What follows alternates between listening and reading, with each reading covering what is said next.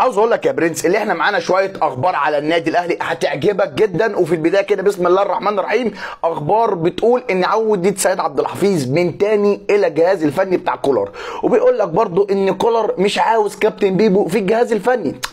طب يا جماعه سؤال نفسي افهمه، هي اي خساره بعد اي حاجه لازم يطلعوا بالتصريح دوت وبالخبر دوت عوده سيد عبد الحفيظ الى الجهاز الفني؟ هو لازم يرجع عشان كلنا احنا بنخسر في الماتشات اللي فاتت دي عشان هو مش موجود؟ يا جماعه في حاجه غلط، هو في حاجه غلط في الفرقه كلها، مش قصه عوده سيد عبد الحفيظ.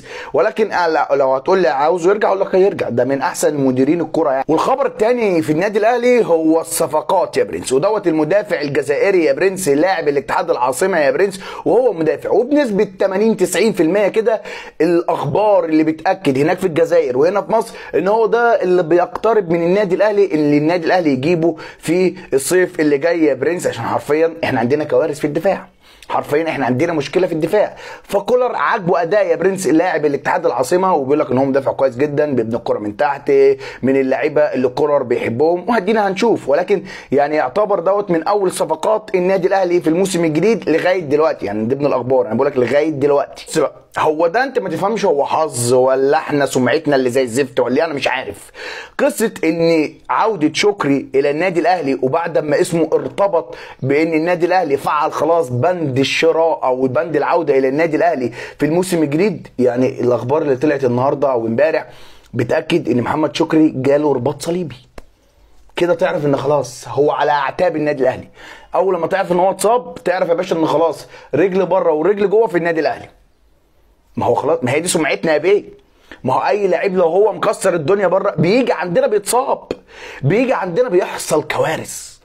ماشي، فدي اخبار بتاكد ان محمد شكري جاله رباط صليبي وان شاء الله يرجع احسن من الاول. القندوسي بقى يا برنس، خلاص النادي الاهلي استقر رسميا عوده القندوسي يا برنس. احنا عارفين نص الملعب بتاعنا فضي، نص الملعب فضي يا جدعان، نص الملعب. انت متخيل احنا كنا في ماتش الزمالك مش لاقيين لعيبه في نص الملعب؟ ماشي، القندوسي حرفيا خلاص راجع في بدايه الموسم الجديد وهيبقى بديل كريستو خلي بالك، يعني احنا ما استغليناش كريستو وهو كان تحت السن. يعني النادي الاهلي يعني بنسبه 90 95% كريستو يا برنس هيخرج من النادي الاهلي على سبيل الاعاره، نفس قصه القندوسي، ولكن برضه في الدوري المصري، لان الاداره ولجنه التخطيط عارفين ان الواد ده موهبه. يا جماعه الواد كريستو ده كان مكسر الدنيا عنده في الدوري التونسي.